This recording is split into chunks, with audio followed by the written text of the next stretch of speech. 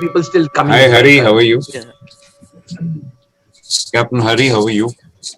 fine. Who's that? Jana, Jana Sorry. Captain here. Janardhan. Jana, Hi, Jana. Captain Jana. Hi, sorry. The problem Hey, with Zoom is no, you have to like kind of quickly get through all the panels over there before you find out who's talking to you. Sorry, Captain Jana. How are you doing? I'm good here. One I'm good. minute. I'm good. Just speaking my so that I can be visible a little bit. I don't know. Yeah, I'm good. I'm good. Captain Vivekanand sir, how's going the mentoring program? Unmute your mic. Captain Vivekanand sir, Yes, Captain Ja, tell me. How are you? how's going the mentoring program? Mentor fellows are sitting on the ship, no contact. Still I can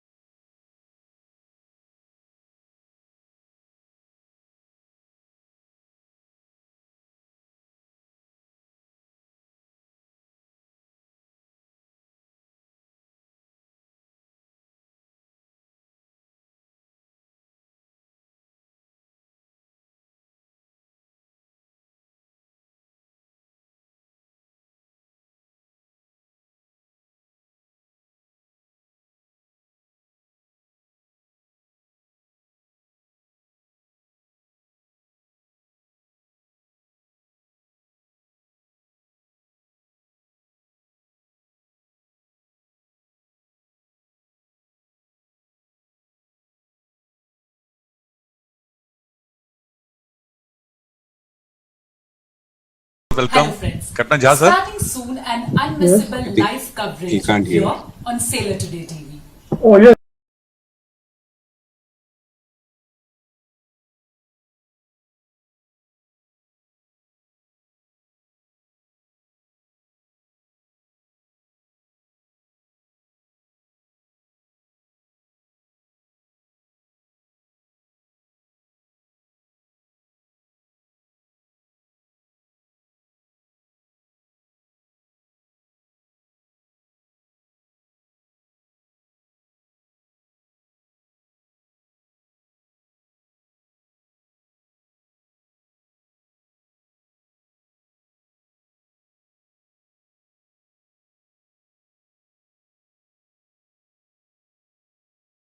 Captain Harry, you can start. Right, sir. Okay. Thank you, sir. So, good morning, good afternoon, good evening, everybody. And I hope it's not yet good night for some of our guests. We have viewers from across the globe today, and thank you. My name is Captain Hari Subramaniam, if I haven't told you all for the last half an hour. And I have the privilege and honor of being the chairman of the CMMI Singapore chapter. Thank you for finding time today to support the first webinar event organized by the Singapore chapter of COMI. This is indeed an important and historic moment, and thank you for being a part of it. Before we go any further, I have a few requests to make in order to ensure that everyone enjoys this webinar to the maximum and not be disturbed by the background noises in your environment. Hence, please keep your mics muted at all times. So far, it's been very efficient. I mean, all the people who are trying to make conversation with us have their mics muted. However, the moment we go into the technical matters, we start hearing crows and cars honking in the background, or sometimes even Arnab shouting on the news. So, request all to please try and keep it quiet at all times. We always have the tendency to digress from the subject matter and pose tangential questions not at all relevant to it.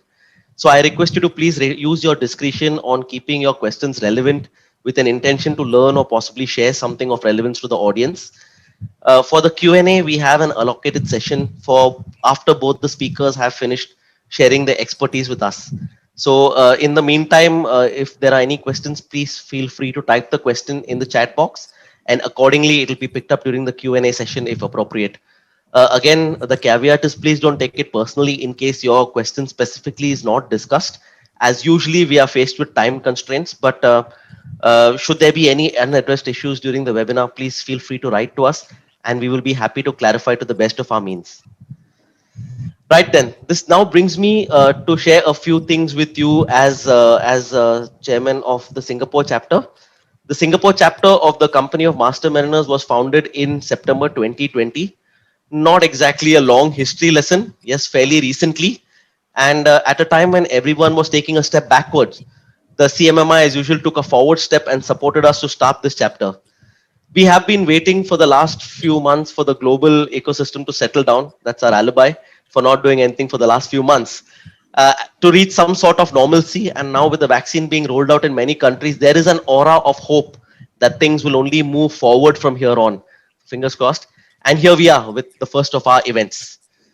Before we get lost in discussions, I would like to specially thank Captain BK Jha, Captain Kaustubh Pradhan, Captain MP Basin, Captain Shashi Kumar for all their assistance from HQ, as well as our supporting organizations, the Nautical Institute Singapore branch, the Nautical Institute India branch, the Institute of Chartered Shipbrokers Singapore branch, and the Institute of Marine Engineers of India. And we hope we can do many more collaborated events in the future. Last but not the least, I would like to thank the Shipowners Club for supporting this event with their Zoom platform. My humble apologies if I've gone ahead of myself and precluded the vote of thanks, but I am very reassured that Captain Basin will make sure everybody's contribution will be thanked at the very end. I would now like to invite the master of the Company of Master Mariners, Captain BK Jha, to address the members and participants. Over to you, Captain Jha. Thank you, Captain Harry. Good afternoon to everybody. This really looks like a lunchtime. After lunch, going to siesta. Speak. Good afternoon. Good afternoon, sir. Yes. Good afternoon. Good afternoon. You are awake. I think they took my saying of keeping the mics muted too seriously. That Yes, looks like. Right. Thank you very much, gentlemen, for spending some time with us. And I thank Captain Harry who came out with the proposal. We have just 2 years back, we started the Dubai chapter of CMI. And the last year, as Captain Harry said, that we started the Singapore chapter of CMMI. Now, next target you must have heard already. I'm targeting to the Hong Kong and the UK. I've already talked, and we want to have the CMI chapter in these two places as well. We are approximate 3,500 members. We want to grow. The total number of mastermind is not less than 10,000, but we want to grow a little more. And so far the number of people what we have registered is just 3,500. To give you a little bit of insight, we are doing some work. The first, we started with the extra master courses. About 2 years back we started, and the second batch is going on right now. After that, we started the master classes with emphasizing certain chapter, like how should you communicate with the manager? How should you communicate with your seniors? There are so many things, so many aspects. We did it. How do you carry out the audit? So we select the topic and bring the experts to give the lecture. So what do we call it? The master classes. 2 months back, we started the system, mentoring system. A lot of mastermind came forward, almost 80 plus. Captain Vivekanand is there. There's many mastermind came forward and they said that yes, we will do the mentoring. And it was applauded by the DG Shipping, it was applauded by the IMU principal director. So we want to move a little more further. We want to go a little more further, so that's why we brought something different chapters, so something different thing. What you all may be interested. Everybody talks about the AI, and we have 2 experts there. They will be giving you the shape and size. Future of AI in shipping is not just with the self-driving or autonomous ships, but other data intensive experience such as wearable technology, visualization, and Internet of the Things. Now, what are these heavy words? Wearable technology will be used more and more for everything, be it entertainment, safety, day-to-day operation, simulation, and training. Mixed reality is expected to change the way we consume real-time operation updates. Something like a watch wearing, and the watch is giving you all the body functions. Internet of Things, we are expecting it should become a 5G or 6G. Then this concept will also become reality. This concept where lots of devices are connected together and communicate in a smart way. You can think about smart ship, smart ports, smart warehouse. Self-driving ship are amazing concept, but in my opinion, they are just one small dimension of autonomy. Both of our technology have capability to create digital twin, the digital copy of the real world. Artificial intelligence will be central machine, the heart which will drive these two hungry experiences. I think I'm going to leave you here because experts are there. It's much more knowledgeable. They will give you the knowledge about the AI, and you must listen carefully because that's people say is the future. So over to you, Captain Harry. Thank you very much. Thanks a lot for organizing such a wonderful seminar, webinar, along with your team. So I deeply appreciate all of you, all Singapore chapter CMI. Thank you very much once again. Captain Harry, all for you. Thank you, Captain Jasa. Thank you very much. We've already lost some time, so I'd like to swiftly move forward. I would now like to call upon Captain Venkat Deputy Chairman of the Singapore chapter, CMMI, to introduce the panelists and the topics. Over to you, Captain Venkat.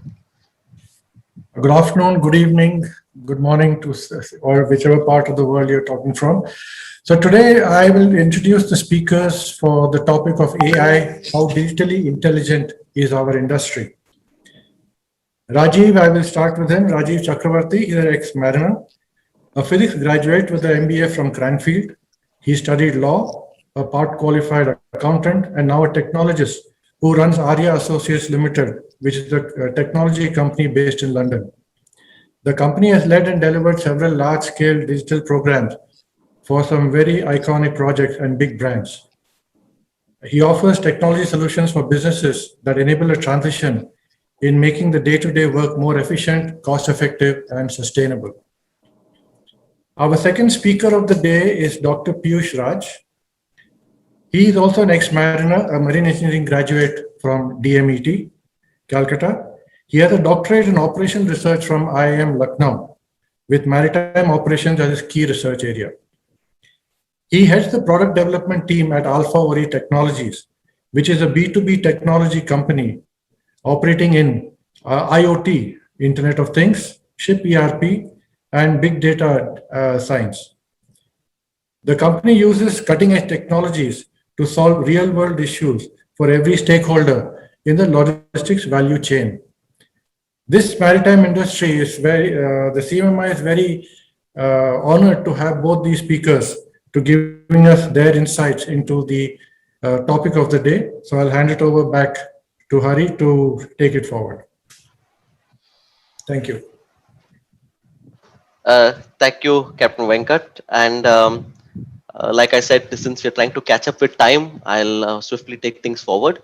Rajiv, as our first speaker, thank you, Rajiv, for finding time. I know it's early in the morning for you on a day where you're actually quite tied up with your project work, and especially with all these new projects coming on to you, which we will discuss in a bit of time. But thank you for taking time for us.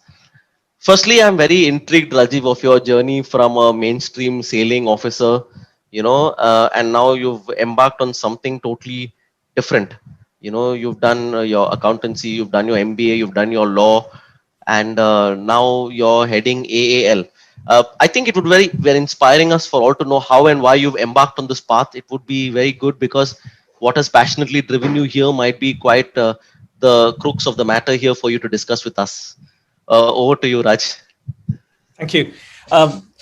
Many of you already know me as Rajiv Chakravarti. I started using Raj because technology, for some reason, in the UK always misspells my name to Rajeen with an N. So I shortened it to Raj and I've kept it since. So hence Raj Chakravarti.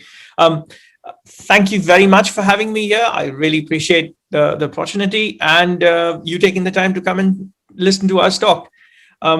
In many ways, I do owe a big thanks to Captain Chawla because he set me off on a decision and a journey way back in 2002 when I decided to do something different from the regular sailing career. And in fact, he didn't tell me that I was completely barking mad to do that. He said it's a good idea and he gave me an opportunity. So really a big thank you to him. And otherwise, if I don't make any sense today, you can blame him for that because he put me here. So I sailed for about 9 years. Then I got married and wife sent me on the sea. So I said, okay, what do I do? And I did some studies on shore and joined the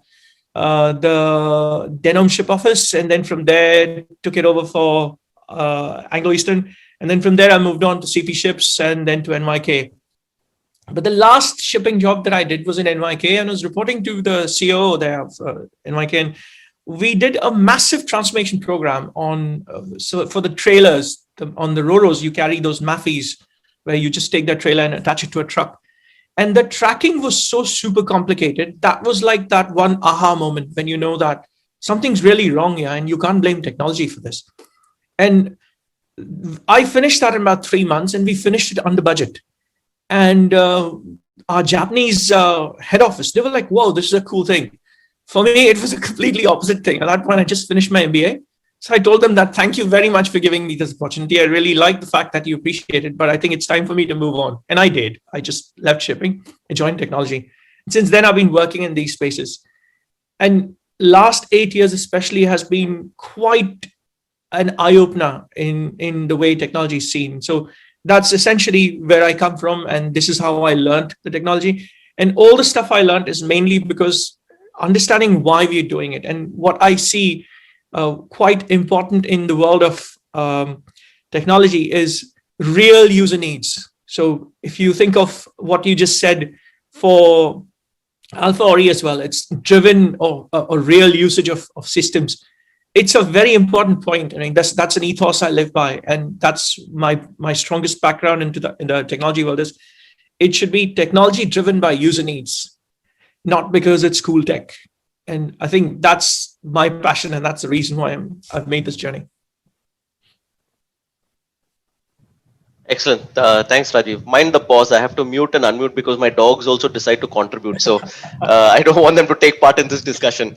But let's come back to the subject matter, Rajiv. And, we usually very loosely use the term AI. And you ask somebody, we just keep dropping the term AI, and then suddenly first word people would say robotics.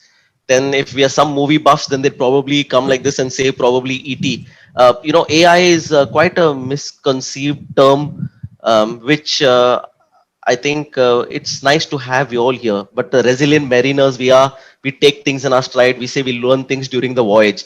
We are fortunate to have the platform of the commie as well as people like you to break it down to us, to give us light. I'd stop short of saying AI for dummies because that's a little derogatory, and we have so many senior people here. Bill Gates could probably get away with it saying Microsoft for dummies. I wouldn't. But if you could just break it down to us, what is AI and how does AI work? Thank you. So, as you notice, I stepped back. Now I'm in my element. I'm very happy to talk. Earlier, I wasn't very comfortable. So, when we say AI, every single person on this call right now has known AI in every shape or form, because everything runs through technology. Everything that you do. When you pick up your phone, obviously, that's got some kind of automation built in it. And I bear in mind, I use the term automation, not AI. There's bits of AI in there, but again, that's a different point of discussion. When you say AI, because there's so much of technology around us, what has happened is over the years, it's mushroomed into something huge.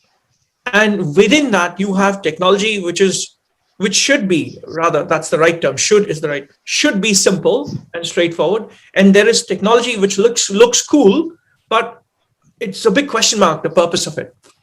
And within that, then, to make sense of so much of information and so much of data, AI happened to come around. And AI, artificial intelligence, comes from the fact that systems can think for itself.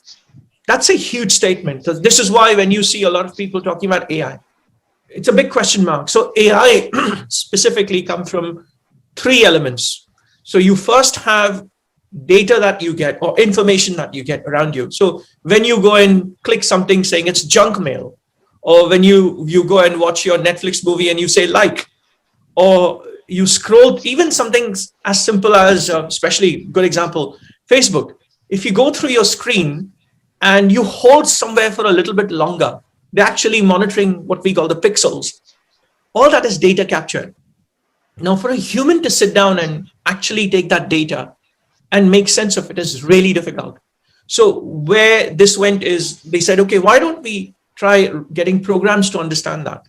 And then comes the second part of it. So you take the data and you train the data to act in a certain way. So if you like something, this is a good action, so the machine should do it. So it repeats the process, which is what you talk about robots. So these are not the physical robots, software robots.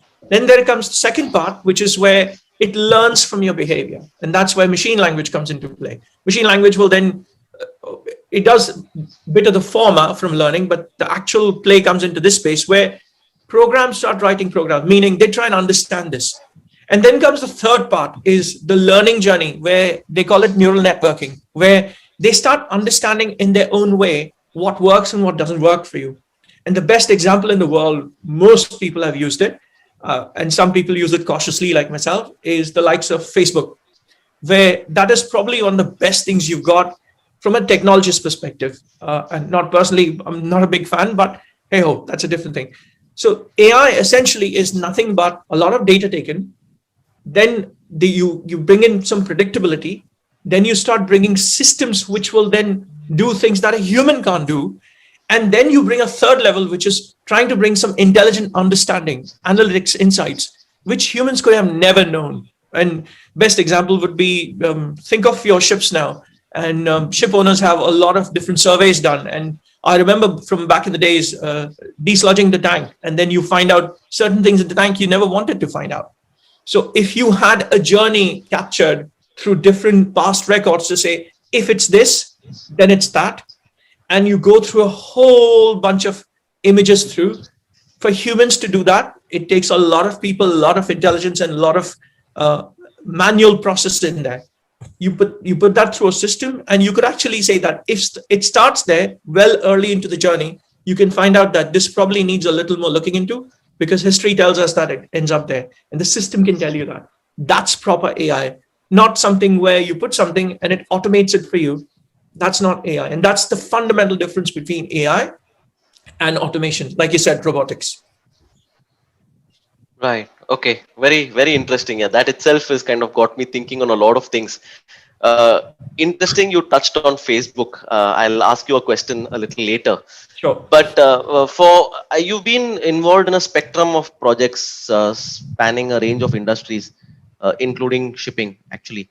And I think could you broaden our horizon a bit more? If you could tell us on a little bit on the projects, to what extent you can, because I believe suns are sensitive. We want to know an overall picture in the parallel industries, how AI can be used. And once we have that knowledge, it would be easier for us to understand how we could incorporate some of that into our shipping industry. Sure. So let me start with something very simple. Sorry, I'm just trying to share my screen here. Oh. Okay, are you able to see my screen by any chance? No, not really. You should I have think the. yeah, it should be okay now. Yeah, now we can. Now we can. So I started with something a while back, and this is something which started from a conversation which ended up with a lot of different things in different places. So give you a background. If you think of technology, the way it works right now, anything can be connected to anything, and that's the beauty of things. This is the world of Internet of Things, as we call it. It's nothing but systems being connected to each other. I'll stop the share. I think I'll explain the concept first. Maybe it's easier that way.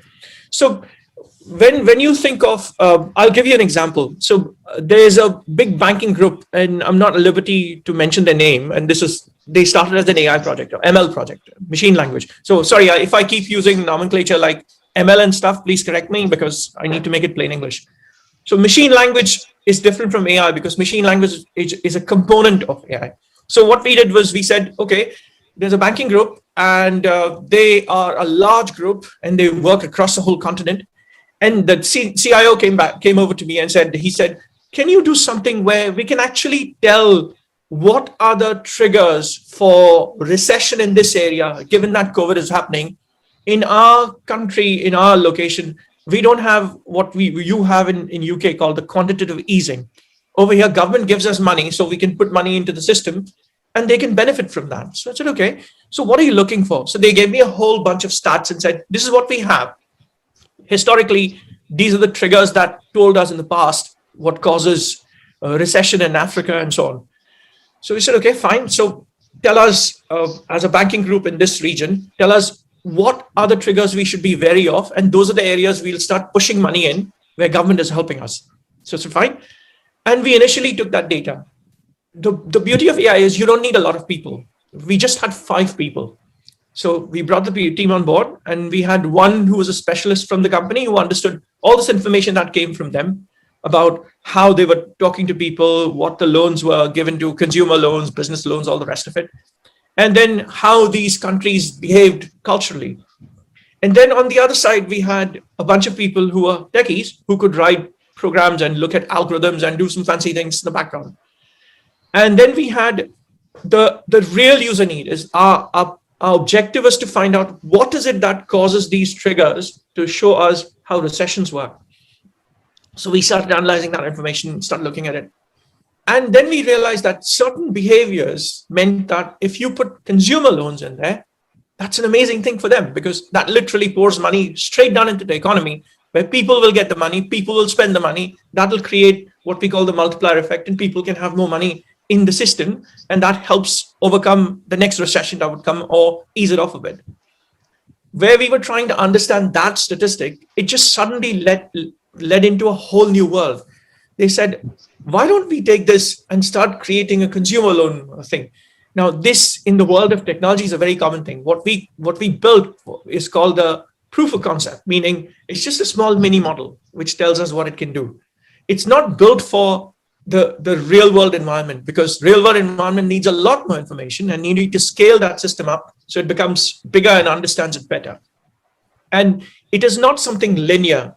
Sometimes if you take the data and you analyze and try and give some results from it, from a small set of data, you will get the result. But if you inundate it, the next set of results can come in a longer period of time, or the automation works so well that it suddenly takes a lot more data and starts giving you more information. Meaning, trying to come back into plain English, that when you take something which is built as a small pilot project and you try to scale it up into big, huge market-led position, it's not always the way it works. In our case, we were just probably fortunate that it worked.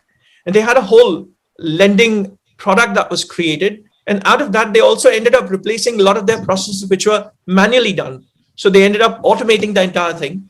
And from that, they realized which ones needed more attention on a day-to-day basis, on a one-to-one where you talk to people, and which ones were one where they could just send a message and that was it using SMS.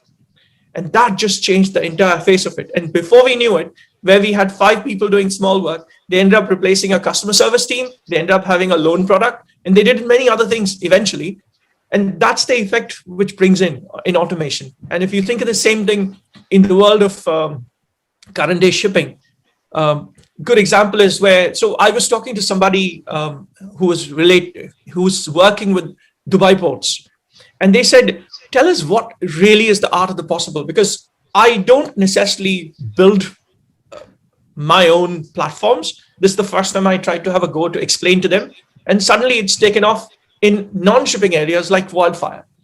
So if you think of the current world, you can easily take a shippy who's sailing and his family, who can then have something where they have their daily monitoring and at will. So you can switch on, switch off the monitoring, but you could then say, where are these folks with the skill set? So you could say that so in my days, I used to do a lot of takeover of vessels.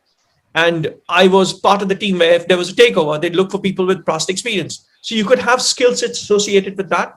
And then even have geomapping meaning geographical region. So who's available inside the city right now, for what duration? You could just create rules around that to say these are things available. So you could create that. And at the same time, provide that information to family as they're traveling. So you could literally track the location. You could then take the entire thing and connect it to the arrival of vessels. You could take that information back to head office. You could also create a whole set of secure contacts, so meaning contacts in a way where you create it centrally, but it's a black book. Only you see it, or selected people can see it. And you release them accordingly so that you can communicate with them without ever having to disclose either email, mobile number, anything, because it's done inside the system. You could also create messaging in app, which I just explained, without disclosing, but you could make it multilingual. So imagine if you have a team of, 15 people across the globe and you're trying to talk to each other. You could have an app which has local languages in their own places, but in everyday world, when you talk to each other, use plain English. Why not? Why don't we do that in the world of tech? So you could have your own language for the platform, and you could easily talk to each other in English because that's the normal language, or whatever you choose in between them. And at the same time, you could have what we call the distributed mesh, meaning because the network is set out in such a way, it finds the fastest and the easiest path. So if something breaks somewhere, you still have a way of routing back to them. And that's how you could overlay information across the globe, as long as you have internet availability, as long as you have connectivity, meaning systems can connect to each other via a platform, as long as you have a device which can enable that, that's it. It should be that simple. Then comes the only most biggest bugbear for me when you talk of technology. And this is where I joined the world of the technology in British government. So we were initially brought in, like we did the takeover on ships. This was something like similar. We were brought in as a small team, and we still work in that space as that, to say that what we don't want is big, large monolith structures or monolith companies. So in the old world, and I see that, I don't want to name names now, in shipping, you have a lot of these companies who come in and say, we give you this whole system, and they'll give you probably an EGDIS and a radar, and they'll connect to each other, but it doesn't talk to anything else. And if you have to talk to anything else, fork out more money. Or if you think of it, you have EDIs coming off a container, and you take that, it'll only work on that particular platform or that particular software, doesn't work on the next one. And if it does, it has to be approved somewhere. And that is the biggest problem, I think, in the way technology is adopted or it is integrated inside the world of shipping. In this day and age, what it should be, like I explained there, is it should be literally, let's say, the bridge. I understand the bridge better than other systems, so I would talk about that in much easier terms. So if you think of the bridge, the ship is navigating. You have these days CCTV cameras which feed back to a command control center somewhere, and you have humans sitting there and looking at the screen and saying who's sitting where, when were they inside, when were they outside. And I got this from a friend of mine who's a surveyor.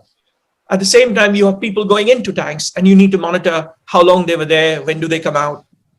If there's a health risk, if the heartbeat goes down or something of that sort, you need instant notification, not after they fall over and they've not come out for 10 minutes, critical minutes lost. If you think of all of these things, every single element has data that it captures and data which can be released outside. Now, that's quite important to understand. And this is where I was going with the idea of that hub that I created, which is why it's taken off, at least on the shore side, if you can call it that, in shipping speak, where local systems have a lot of these requirements, where you create a hub which becomes the translator. So if you think of it as a ship management company where you have different owners coming in, and the management company then translates all that to a standard requirement to do X, Y, and Z. So same thing for these systems. You have a single integration platform where a system comes in, throws the data. Then you have another system that throws another data. Now, these two may not speak the same language, so to speak, because the data format here and here are different. The system then converts this and translates the whole thing across. But the biggest challenge right now is each one then stores that information in their own world, so you cannot analyze. So what you do is you take that and centralize that information somewhere, and you put a lot of security on top of that. And data security today is, I think, two biggest threats to mankind is data security or data privacy, and the second one is climate. And both are in many ways affecting shipping industry at the moment. So if you think of that, data comes in centrally. You need to analyze it to understand what is the benefit, what is the downside, what is the cost, and what's the lead time for these things. That is where you can bring technology into play. So if you think of the volumes of data that you handle every day, especially for P&I purposes or for ship management purposes, or putting something new in there, you want it to be there, which is sitting there quietly doing the work for you rather than making you do the work. It should be there in a way where users actually have to not adapt to systems. So one of the biggest thing that you see, we all follow every day. Every time you go into a system, you ever think, why do we have to use passwords? It's the most inefficient way of working on a system. That's because technology somewhere, somehow decided that that's the safest way to go in. In this day and age, generally, you don't have passwords or should not have passwords. So in my world, I have about 3 layers before you can get into any of my systems. And it's very hard. So what we call layered security. So you have to have security on top of that. These are the things that we have to think of, because when you say AI is just the end game. Before you get to AI, you need to understand, how do you segregate the information? How do you collect the information? How do you collate and mix that information? Then how do you analyze? When you analyze, how do you read it? How do you protect it? And then more importantly, then how do you capitalize on it?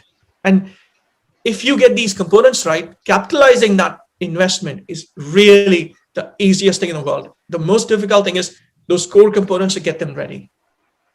So So when you yeah, say there are a lot of things here. So passwords, do yeah, I'm. pause me if you think it's required. If you said replacing passwords, I mean, we thought passwords were the beginning and end of all. Sorry, this is where we are scratching the surface. So when you say 3 layers of security without passwords, are you talking of biometrics? I mean, or So this started with I don't know if many of you are probably unaware of the term called Cobra in UK. Cobra is the Cabinet Office briefing room, which is where anytime there's a national emergency, you see these movies. UK is not great at doing the Hollywood stuff where if you have an emergency in the US, you see that big, huge closed room with a lot of screens everywhere and shiny tech everywhere. Well, it is shiny, but not that shiny. Let's put it that way. It's the room which is inside number 10. You go down and there's a whole closed room, and it's the nerve center for every decision that happens in an emergency. So the entire Cabinet Office biggies that you can think of, PM and everybody, they get into that space, and they will then understand and make decisions over there. So for those guys, back in 2015, Fujitsu was running a system for them for the Cobra team. So I was part of that, and I helped them redesign some of the things. So there came this question about how do we authenticate? Because password, believe it or not, I'm sure this happens everywhere, even in normal corporate as well. The passwords, in many cases, we saw on post-it notes just next to the computer inside the drawer and stuff like that. And some of the stuff you see in movies, that's not untrue. People actually do that. So we said, how do we overcome that? And then we have the other thing, which is quite a favorite, again, probably built by techies, and you should shoot them for that, is they've done this OTP. OTP is nothing but an SMS that you get. It gives you a code, and you write the code. So if people are going to use this damn thing, which is my mobile phone I'm showing you here, if we're going to use that, why do we have to ever question, why do we have to send a text or a code which someone has to take and then put it back here? And essentially it's the same thing, because the system is still connected somehow, which is asking it to send a message. So we decided we go for another small time vendor, which they were not even known. And I can't name the names because for legal reasons. But we said, why don't we use those guys? Because they've come with this very clever thing. And that's what we've done on this fisheye hub that we created.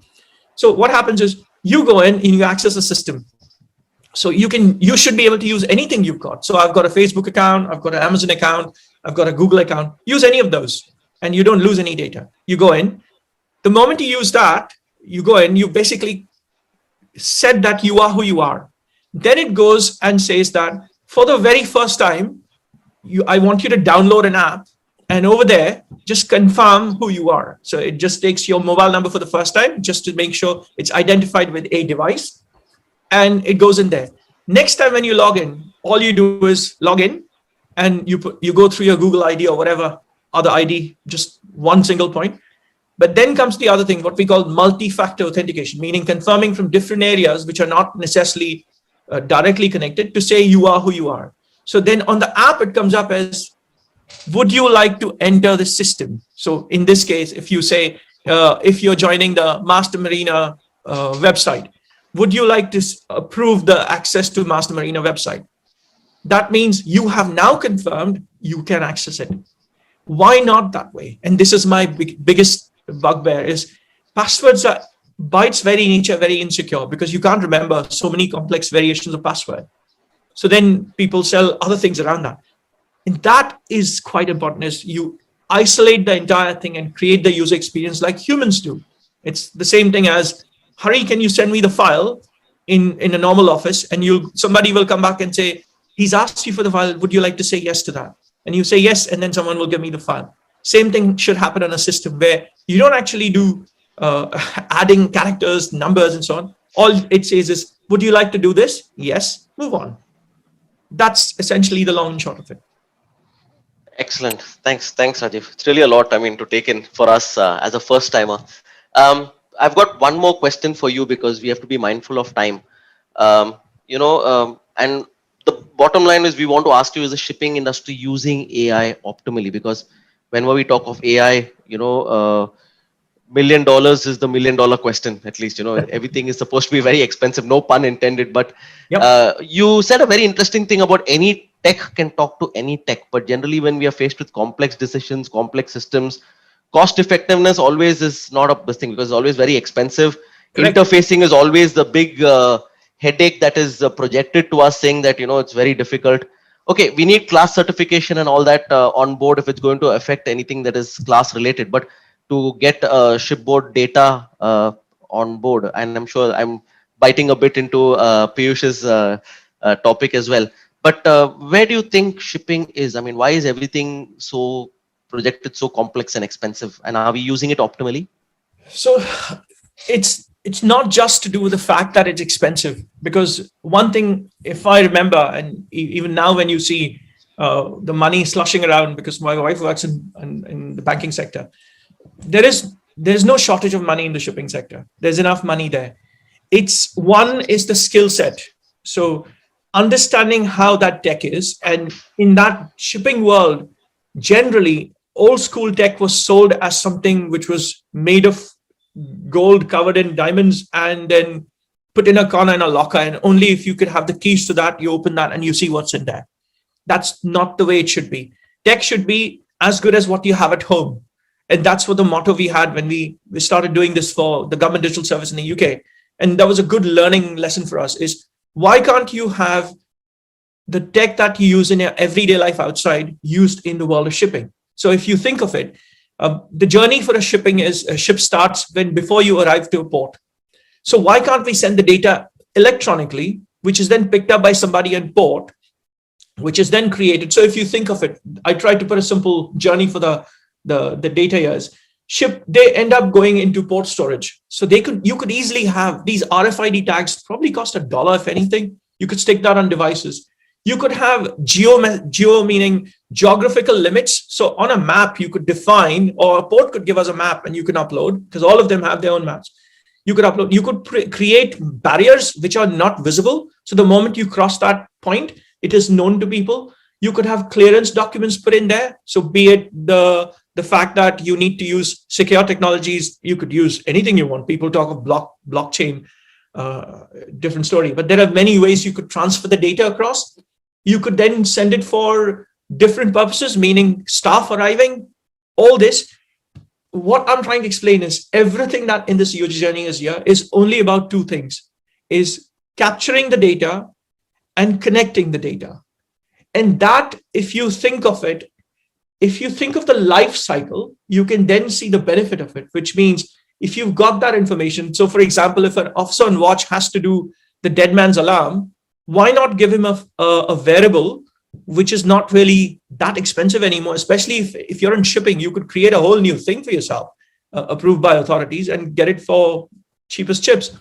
But you could then have that and feed that information and create a world where the officer does not have to share anything unless and until they've broken a rule. And at that point, when they've broken a rule, a owner is very well entitled to know that, or the master is very well entitled to know. So for example, if their heartbeat has stopped, very much so, then that means the data should immediately send to the next officer on watch, or the master, or the owner, or whatever the case is.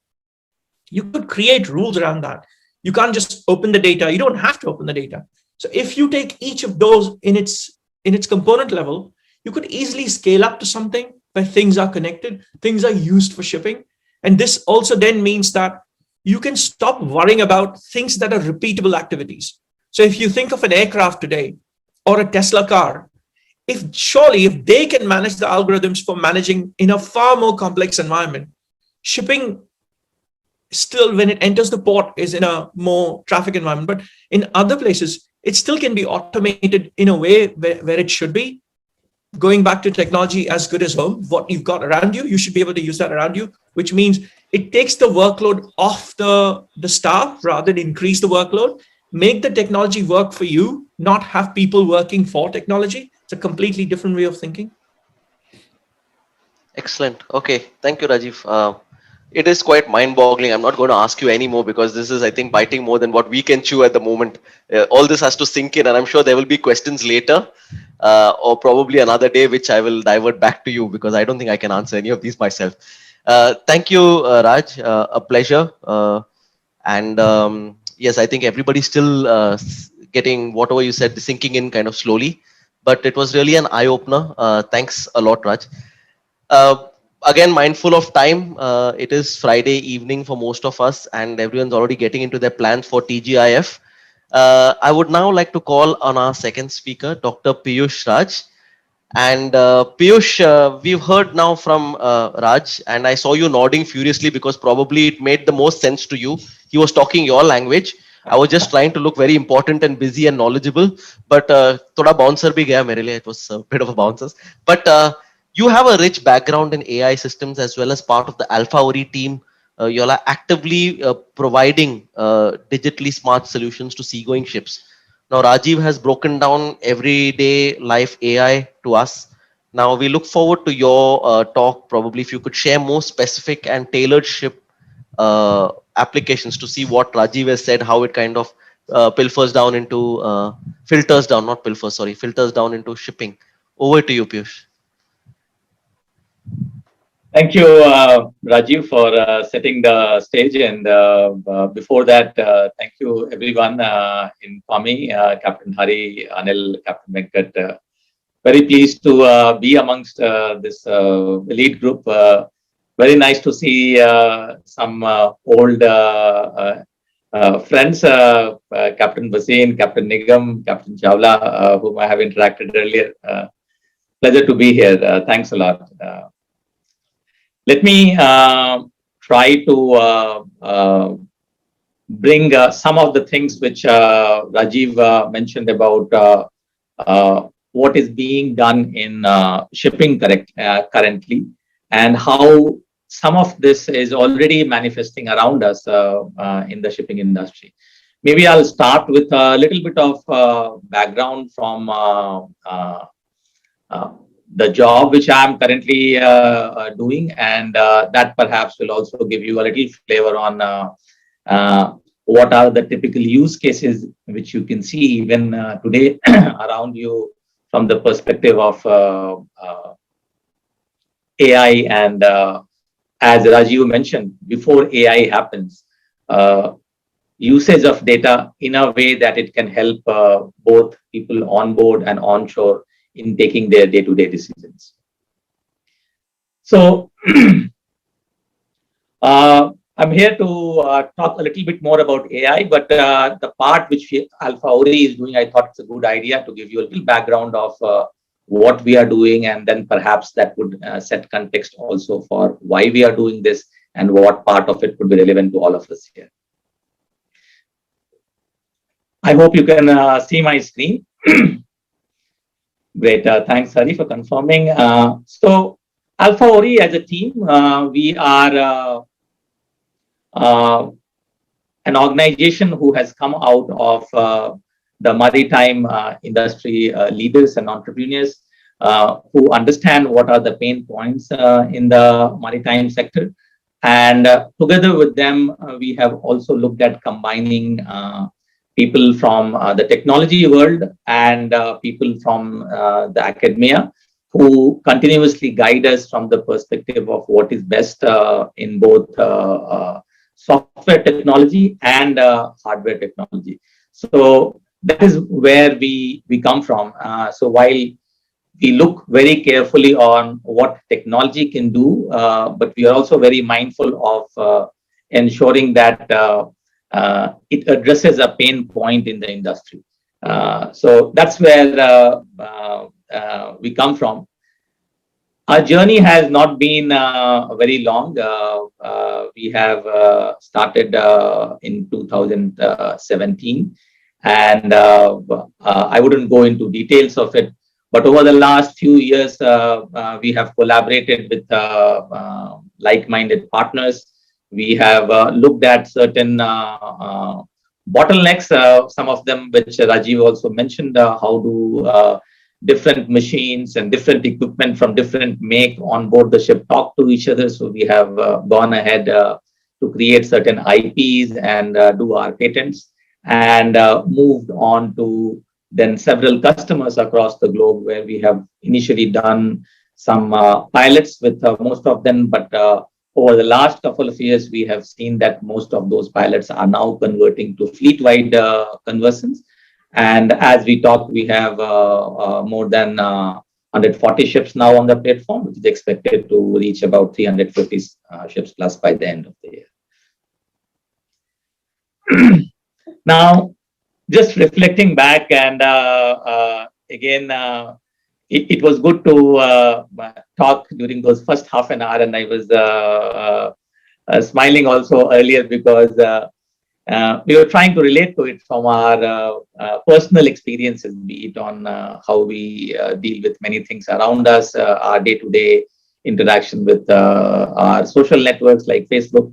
So one of the things what I also wanted to bring to the fore to all of us here is why we are talking about this now, why this is so important that this is a topic which we should perhaps look at a little more deeply.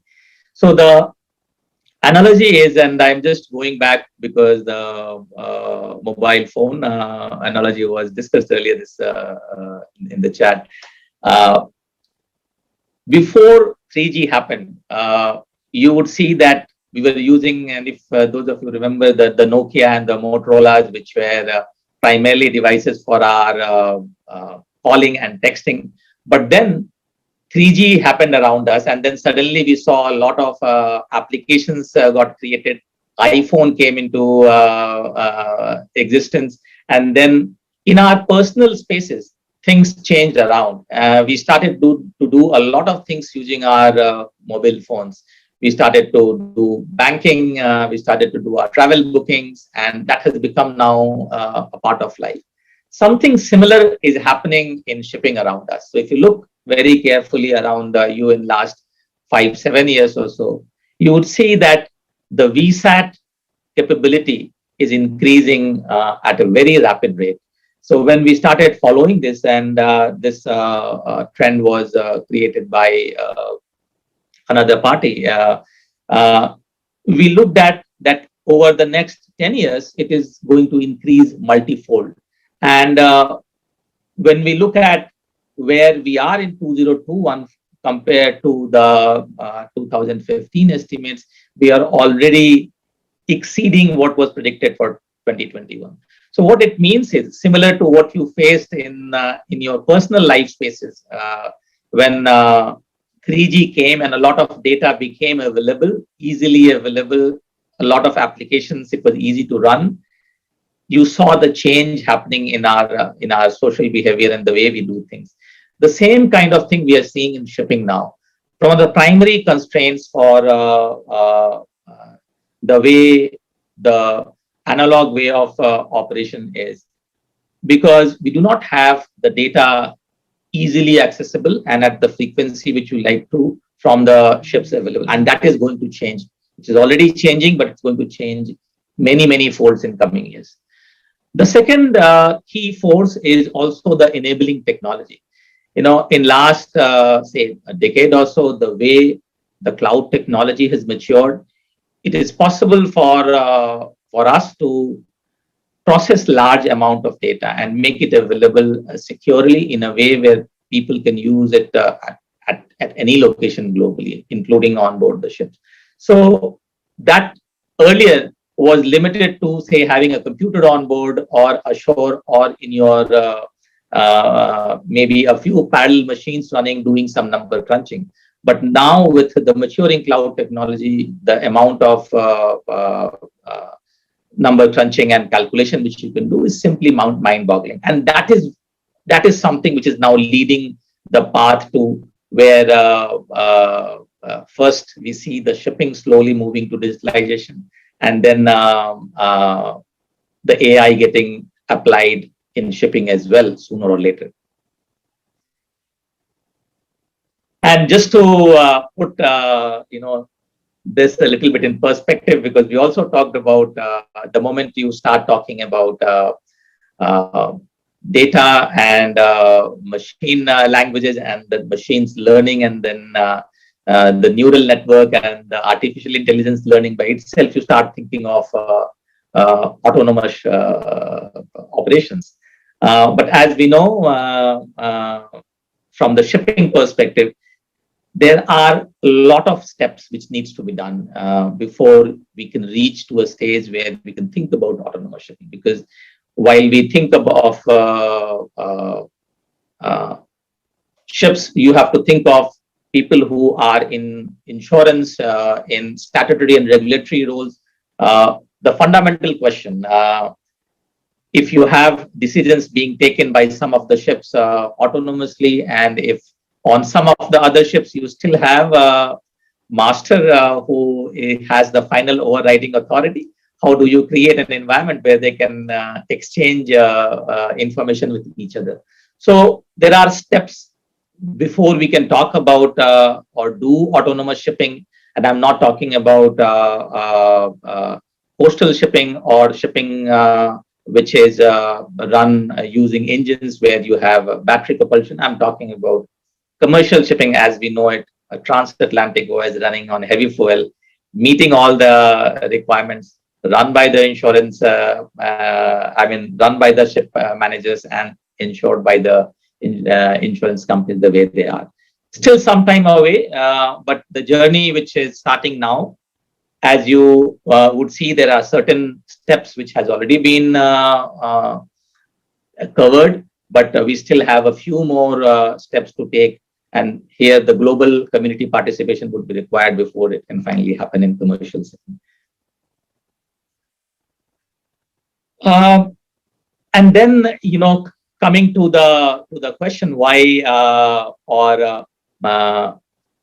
why it is so different or is talked about so differently in the maritime domain, because indeed it is complex. You have a business which is where you have multiple stakeholders, and they are many times have reasons to hold information. So it's not very easy in the shipping domain to have, say, a very transparent system and allow everybody to share data and to, say, run models on it very easily. But that is something also we are trying to look and challenge the age-old models which we have, where we have, say, hard-coded or written down rules. If you think of the operating model from the information perspective, the information which is on the ship really trickles down slowly. When you come to the down, if you look at the chain to the charter and to the other agencies, there is lesser and lesser amount of information which keeps trickling down. The way, and going back to the first pillar which Rajiv was talking, we are trying to address this, is to first address the source of information, how we can ensure that the information which is coming from the ship is coming seamlessly and is possible to connect to different equipment and system which can provide information at a central place, of course, in a very secure way. And then you can run certain applications on top so that you have a decision support both for people on board and on shore. One of the very important things, again, also from the perspective of when we look at, say, the information becoming available and how the information can be analyzed further, which we say from a machine learning perspective or applying more advanced AI on top. There are three key elements which needs to be thought about. One is, of course, the first part, which is the equipment or the source of information, and then you have your challenges there. How do you make different equipment and systems talk to each other? How do you bring the information at one place so that it can be utilized further?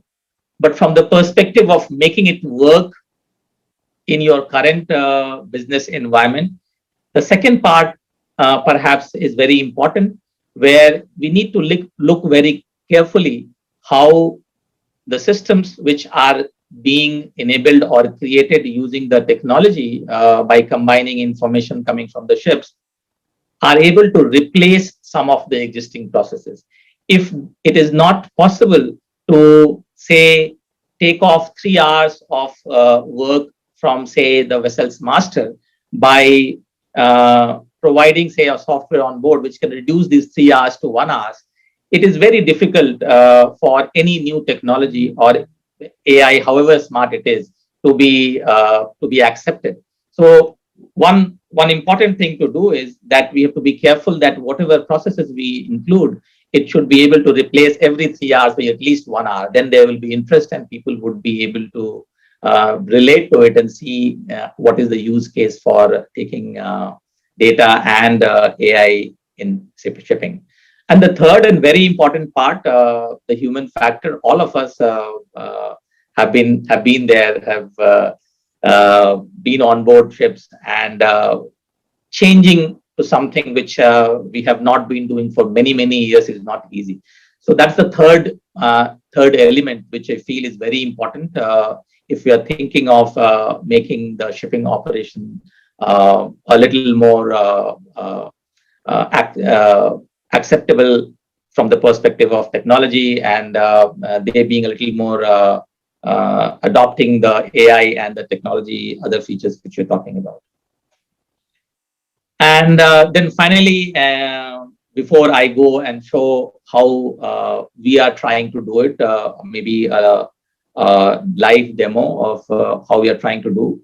The other important thing to think about is it has to ultimately gel with the business component of what it brings in. If we are bringing in fancy technology, and if we are bringing in AI, which has a lot of capabilities and it is proven elsewhere, it would still not be adopted. It would still not be successful. If it is not able to match the business requirement which we have in the maritime domain. So from that perspective, it is important that we look at, say, 3 key functionalities. One is, of course, when you collect a lot of data, you are able to do diagnostic or troubleshooting when need so be, and to that extent, it also brings in a lot of transparency. The second is from a reliability and risk mitigation perspective, shipping being a global operation, safety and risk mitigation would remain the primary focus. So we have to look at how these IoT platforms, when they bring in information from various sources, are able to do so in a seamless manner and in a way which is much less complicated for the ship staff and the shore staff.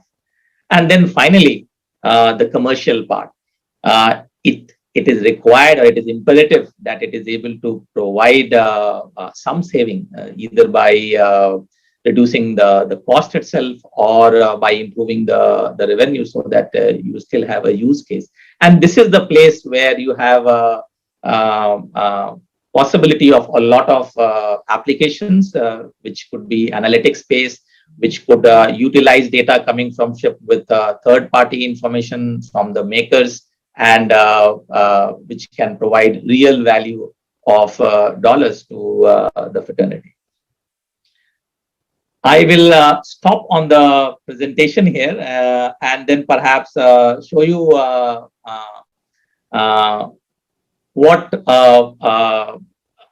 maritime ecosystem, which is based on data, may look like. Of course, we have already been putting this across a lot of ships now, but I believe sooner or later this would be more a norm than an outlier, which we find currently.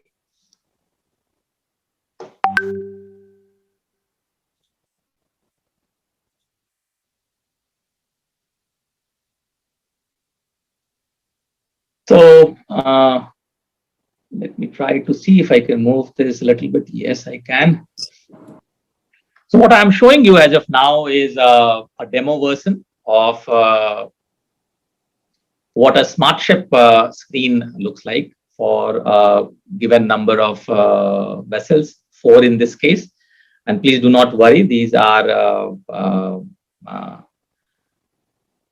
dummy information, so the data behind is protected, and it ensures that you are not seeing any commercial sensitive information.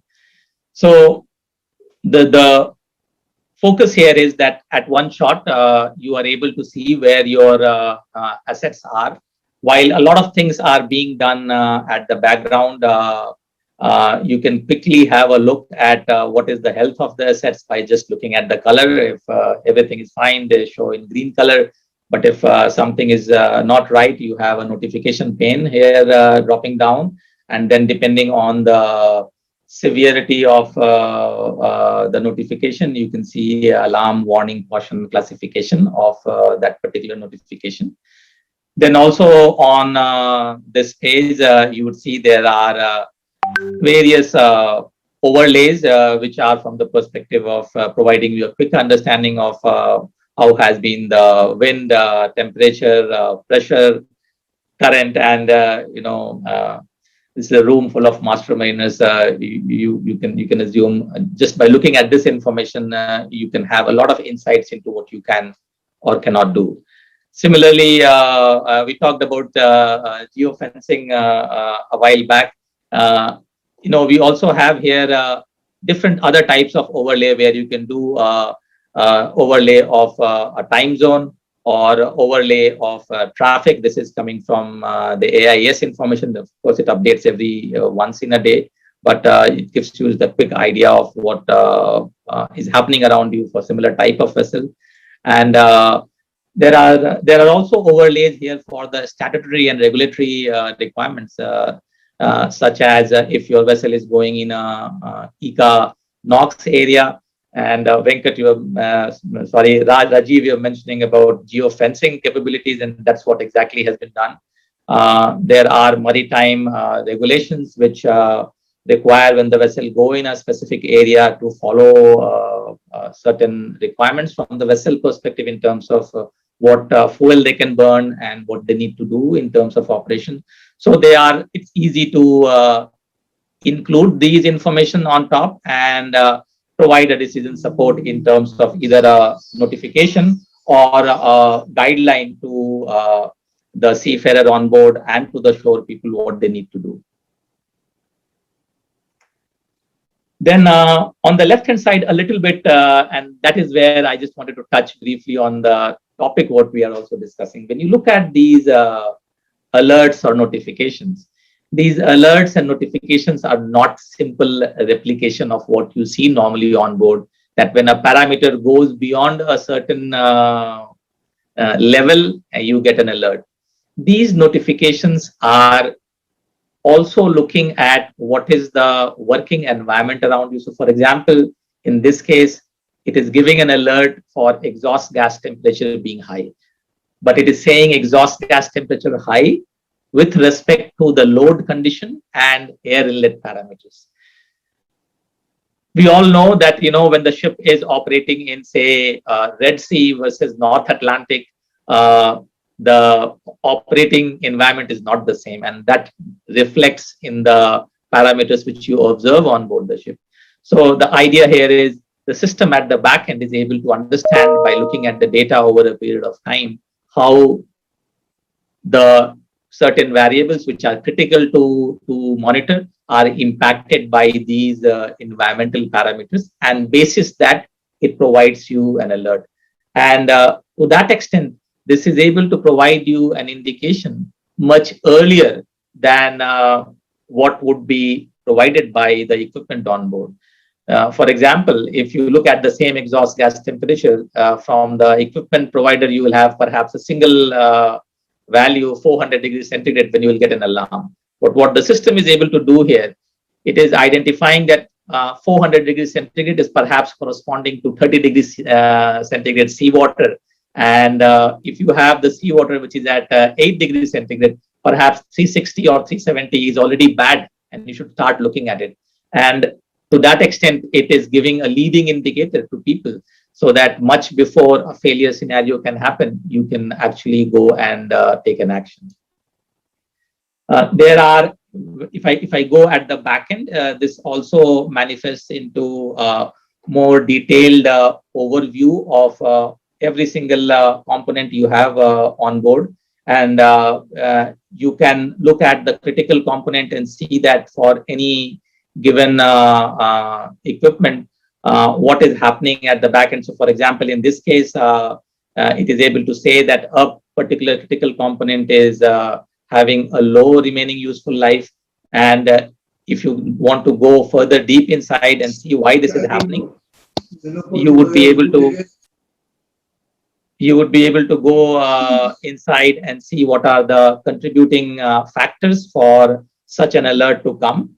And it will also provide you information on that how these particular parameter has been varying over a period of time. And as it reaches a zone where it requires an action from the ship staff, they get an alert in this red icon so that they can take an action on top of it. So, I mean, I can go in detail of each of those, but very briefly, what is happening in the system is it is able to create a IoT platform on board, connecting to all your equipments. And then as this data comes inside, you have various dashboards created, which can provide you a quick overview of what is happening on board. And this is both onshore and on board the ship. You also have a time slider, so you can go back and see what was happening at a particular time in past, and maybe do a due diligence or investigation. That is possible.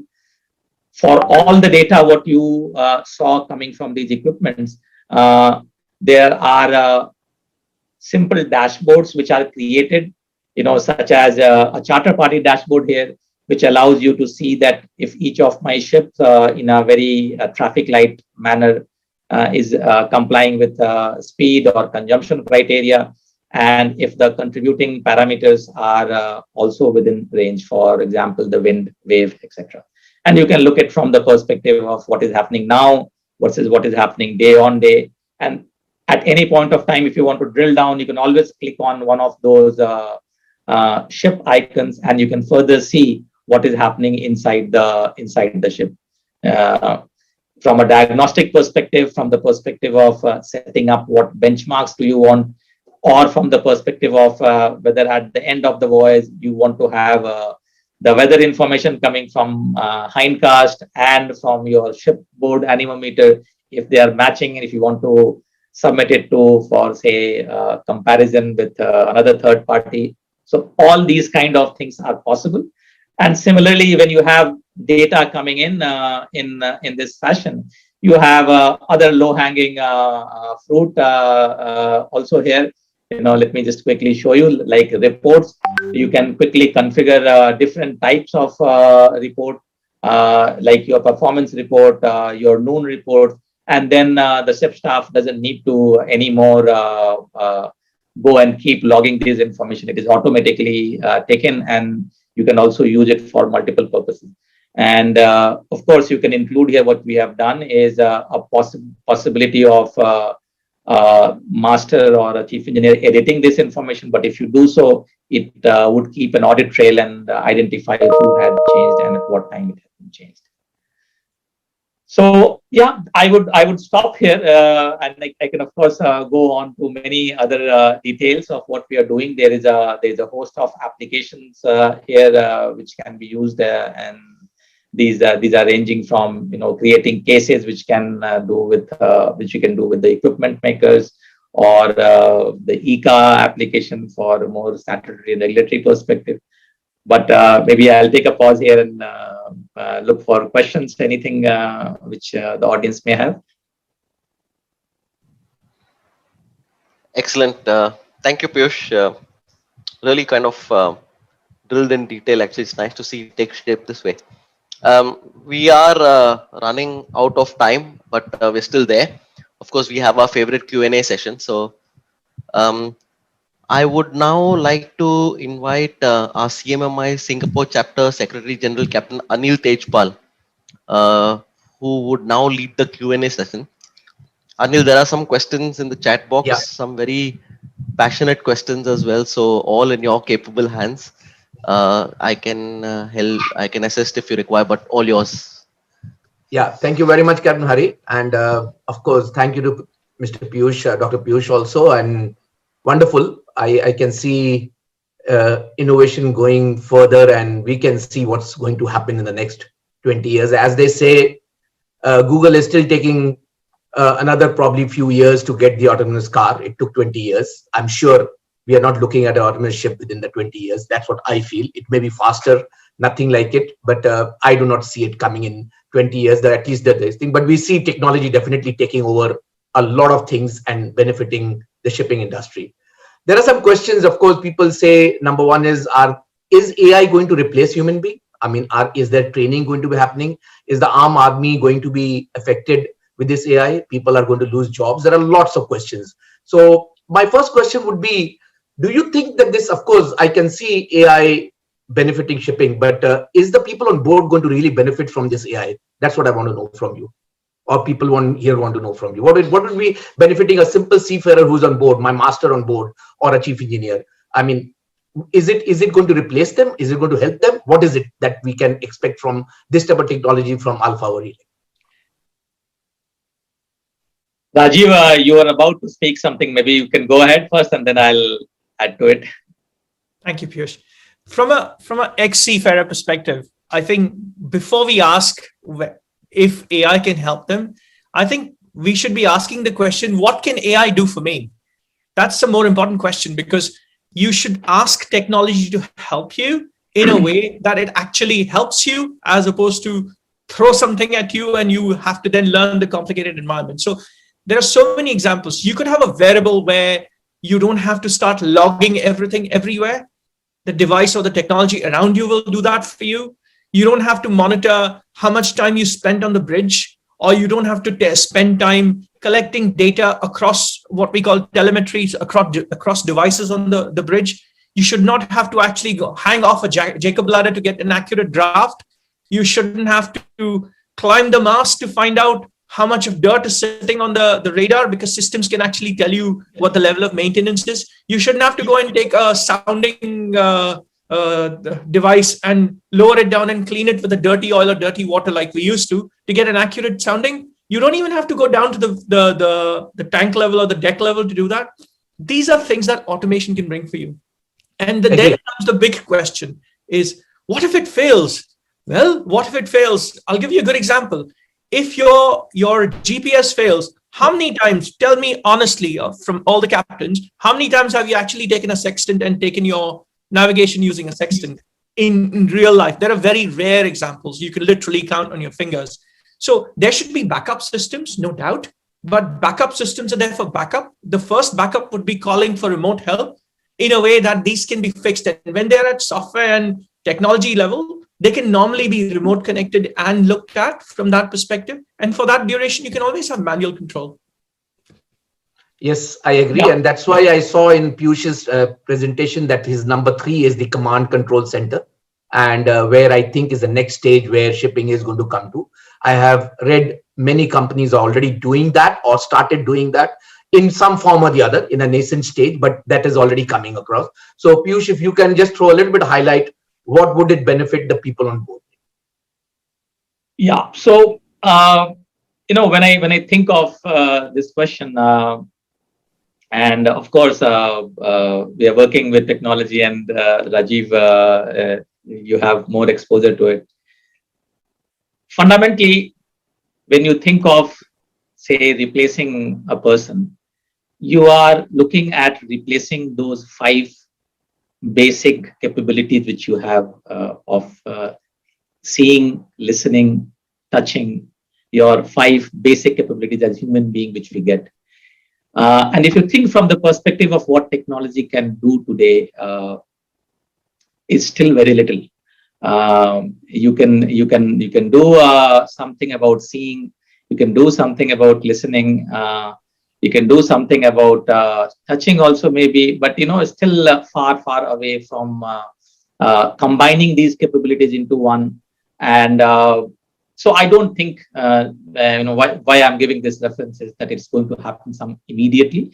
A skill or the art which has happened over thousands of years of seafaring, it's difficult, where we combine multiple of these fundamental human capabilities to replace immediately in a decade or even in a century completely. So it will take some time, but don't mistake, it is going to come. It is going to come in small baby steps. And as Rajiv pointed as well, perhaps the first frontiers would be where it is a dangerous area to work, where by using technology, you can reduce the number of man hours drastically. You can remove mundane jobs. You can take decisions which are more accurate. So these are the areas it is going to help. And this is exactly the place where, as I was also trying to highlight during the presentation, our focus should be. So, in the presentation, and this is one thing which we have been trying to do consistently, that while this data is being collected from the ship and it is being combined with other data for helping take decisions, we are very mindful that the first frontiers of utilizing this any decision support which we create are people on board. So to that extent, it is imperative that till the time we have autonomous shipping really kicking in commercial domain, we provide the seafarers and create applications from the perspective that how it is going to help them from day-to-day perspective.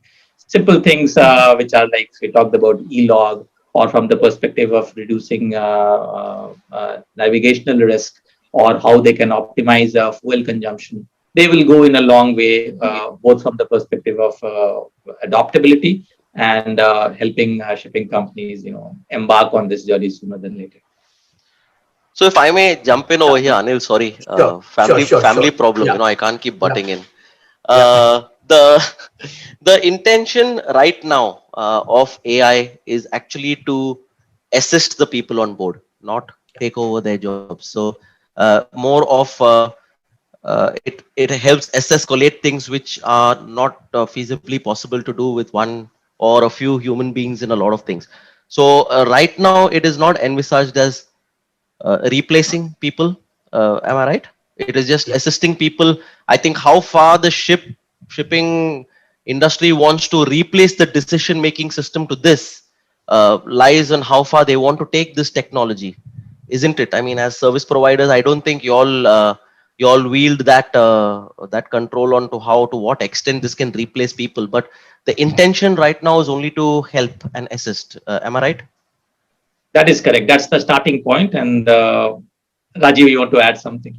So I know this from personal experience. So when we went to Cabin Office in 2015, so we used to have something called as town halls, which means you get everybody in a big room and you head questions straight away.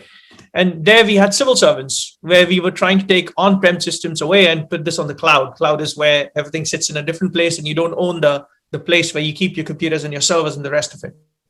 So when we did that, one of the first question was, are we going to lose our jobs because there are so many people doing things that are going to be automated, and diary managers and PSOs as they called, and so on and so forth. And from that, we had actually engaged a third-party company.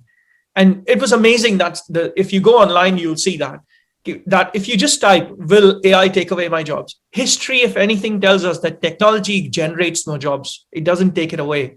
And if you look at those, every single thing that you're talking about today, if you're using ECDIS, it has not taken away navigators.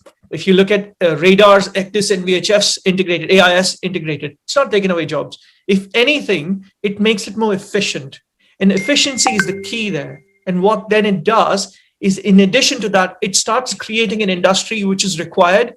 And then eventually, it never happens overnight, eventually the others either adapt to the new world or they fade away. And rightfully so. And because if you think of that same logic, you still prefer things which are generated from a machine as opposed to using the old way, be it, I don't know, if you make a chutney using that big stone grinder or use a mixer grinder, you still prefer the latter than the former. And that's what it does. It creates a new industry and the old ones eventually fade away.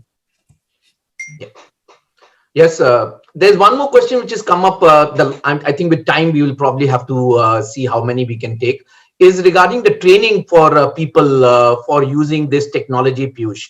What do you normally suggest? How do you go about making sure that people on board are trained for using this type of advanced stage, or the next stage of machine stuff or integration of all this data? How do people actually get doing this correctly? Like, okay, you give a predictive, you give all those alerts and everything, but what about people on board? Are they adapting this? Is this going ahead with it? Who is training them? Can I also add to your question, Anil, before Piyush embarks? do you envisage seafarers taking this role, additional experts who are non-seafaring, and let the seafarers concentrate on what they have to do, and let the technologists also add and compensate and complement? Because I see there are a lot of passionate comments about seafarers going down this route and stop using our brains and all the stuff. So do you think this is the capability of the seafarer to do it? I wouldn't. I mean, I would have difficulty doing this right now, and I'm not exactly that old generation as yet. But do you see that, or do you see additional assistance coming in the form of IT experts and AI experts supplementing and complementing this? So the fundamental premise, and I just wanted to, I mean, this is the first thing which comes up as we embark on a pilot exercise and then fleet-wide implementation as well. The fundamental premise of using any technology, smart ship or similar to this, is this is not going to ask for anything additional beyond what you're already doing. The focus is here to perhaps remove some of the things which was anyway, if you remember 20, 30 years back, was not part of what you're doing. You know, a lot of documentation. You have now so many regulatory requirements to take care of. You have, of course, you need to be safe while entering inside a tank, but you need to do a lot more things to ensure that you are able to show when required that you are being, you have taken care of all those things. So the idea is here, look at the decision support. So the fundamental aspect of technology is decision support. That's how I see it, and that's how perhaps it is going to succeed. Not from the perspective of loading the already heavily loaded seafarer. All of us have been there with one more new additional work or job. So it is not expected actually from the seafarer to do anything differently out of this. So the technology, the way it should be designed in such a way that it is able to assist in the and fit in the existing operational model what we have. And of course, there would be some amount of, I would say, literacy required in order to see emails, look at notifications, be able to look at what you're looking in the logbook in a screen, be able to open a file and see information. Most of the seafarers are already doing it. You know, you have, I mean, collectively, all of us have made them do so by sending so many reports and messages to the office, communicating to this. So that perspective is more or less already there. So beyond that, it is only going to help. And of course, when we embark, and that was the part which I was touching earlier, when we embark on taking some part of the responsibility off the shoulders of the seafarer on board. Now, that is the time when you would need to think that who else needs to be get trained on shore. For example, if you're going to say that I am going to provide assistance in Singapore Strait or Fujairah or Tokyo Bay from shore, do we have competency ashore? And does that mean that the responsibility would be transferred ashore? We are still far from there. There is a lot of agreement needs to be reached beyond various stakeholders before we can reach there. That will also mean fundamentally different business models. Yes, and at that time, we would need training. We'll need training both ashore and on board, what not to do what you have been doing so far. But we are still not. There is a question that's coming again for Raj. Business project, Alpha Ori business projections are very clear. Can we know the business projections of AAL? I don't think AAL is doing anything in shipping as such per se. I mean, Raj is just here on invite to share his technical knowledge with us. But I'm sure if you've got any project work for Raj, he'll be happy to hear. First of all, this is not the forum, to be honest, to ask anybody's projections anywhere, let alone mine or Alpha Ori's. This is the wrong forum. I think what we should, the purpose of this discussion is, what can technology do for us? And to the previous question that you had, and I think Piyush articulated that quite nicely. And if you think of it very simply, if you're using a system today like Word or Excel or anything, and when you store that documentation somewhere, it used to be done physically by someone in your office who used to take the printout, keep it properly, maintain it for you.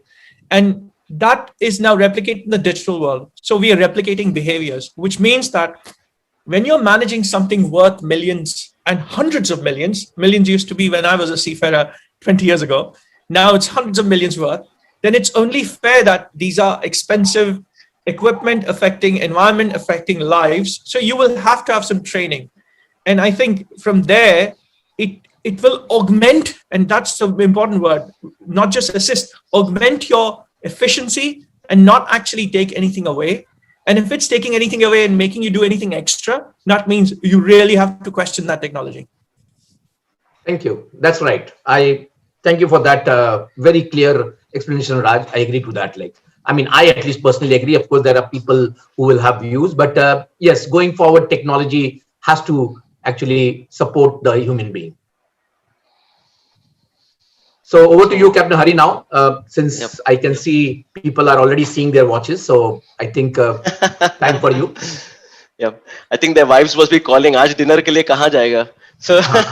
So, I would now call up to Captain Basin. Captain Basin has had a relatively chill time today. Otherwise, usually he's always handling the entire show. So we said we won't let him go without disturbing him for giving the vote of thanks. Captain Basin, if we can trouble you for that, sir.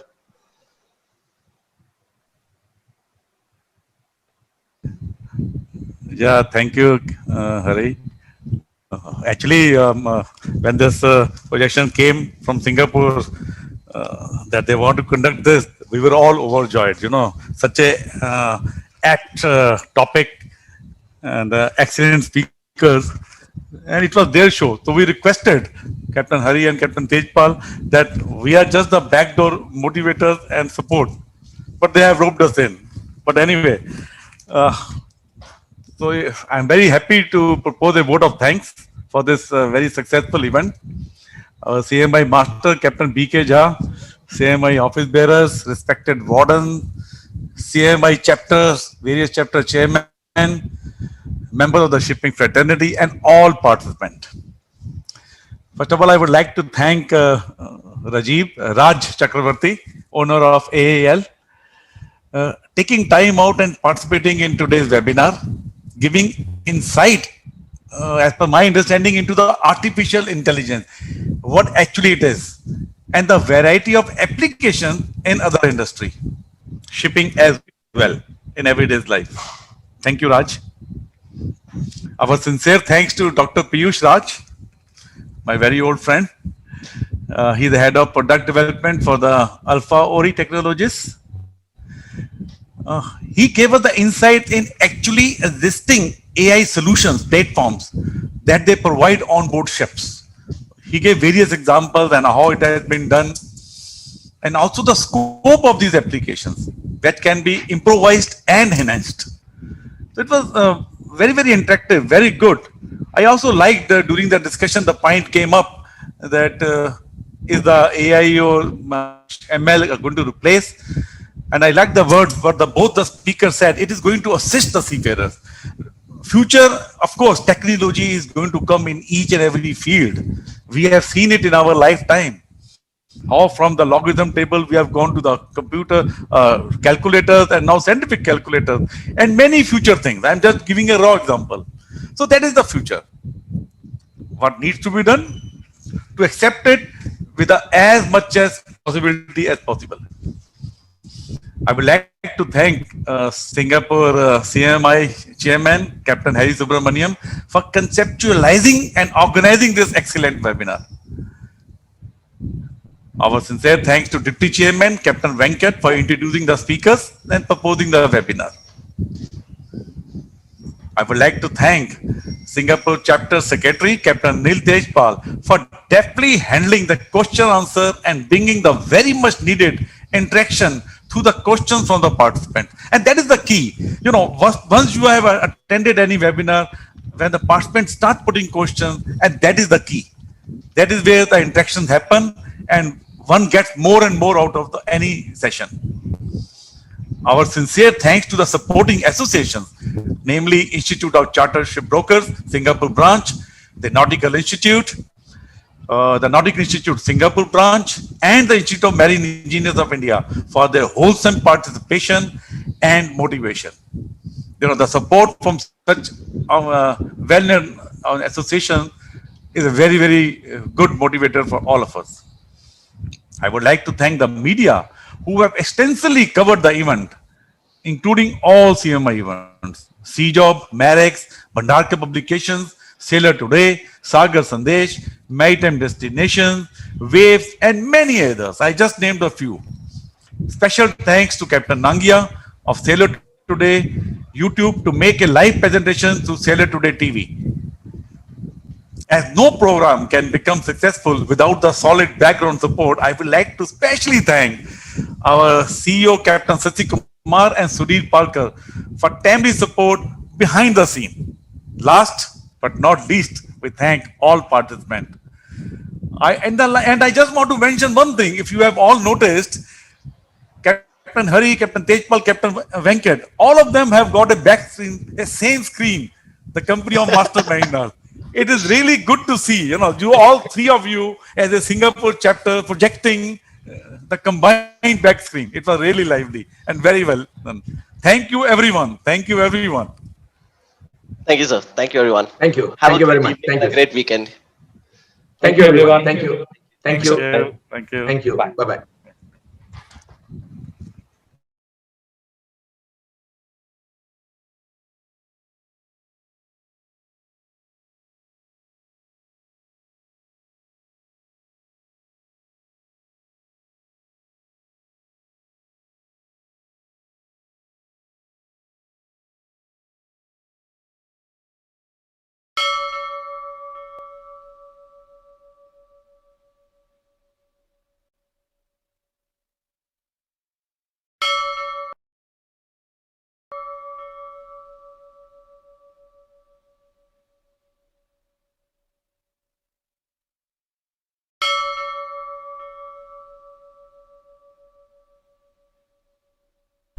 Thanks for watching. See you next time. Bye for now.